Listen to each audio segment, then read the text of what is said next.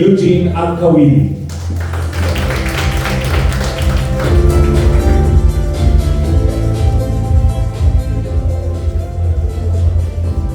Thank you, sir.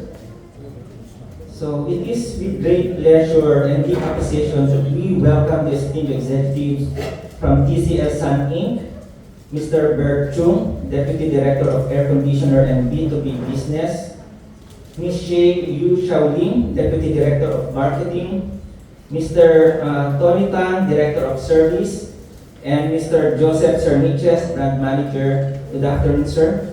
So while Peter Chan, the Chief Executive Officer of TCL Sun Inc. is unable to join us today, we extend our sincere gratitude for his invaluable support and leadership that helped make this collaboration possible.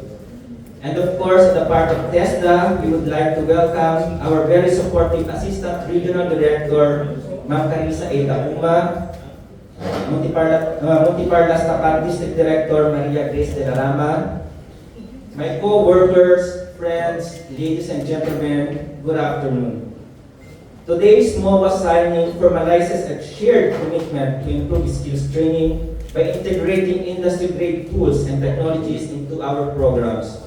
Through the generosity and support of TCL Sun Inc., we have able to establish the TESDA TCL Center here at RTC NCR, an initiative that brings us closer to our vision of producing highly skilled, job-ready Filipino workers. The donation of these TCL appliances and equipment will not only strengthen our HVAC training programs, but will also provide our trainees with direct exposure to advanced technologies that meet global industry standards. This collaboration serves as a bridge between education and employment, theory and practice, and training and opportunities.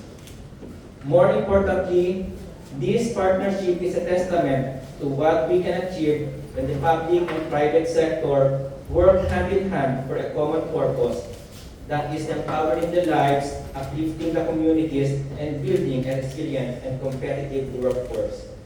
On behalf of the entire RTC NCR and TESDA, we extend our heartfelt gratitude to TCL Sun Inc.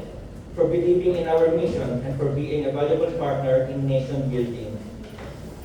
We look forward to a successful and sustainable partnership that will inspire even greater innovation, inclusion, and impact in the years to come.